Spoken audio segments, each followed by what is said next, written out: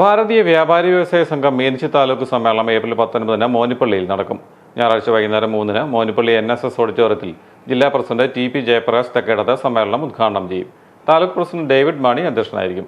യോഗത്തിൽ വ്യാപാര രംഗത്തും തൊഴിൽ മേഖലയിലും മികച്ച സംഭാവനകൾ നൽകിയ വ്യാപാരികളായ ടിജോ, നിറ്റിൻ, അഡ്വക്കേറ്റ് ബൈജു അജുമോൻ എന്നിവരെ ആദരിക്കും. തുടർന്ന് ബിസിനസ് മീറ്റും വ്യാപാരികൾ തമ്മിലുള്ള കമ്മ്യൂണിക്കേഷൻ പ്രോഗ്രാമും നടക്കുമെന്ന് സംഘാടക സമിതി ഭാരവാഹികൾ വാർത്താസമ്മേളനത്തിൽ അറിയിച്ചു.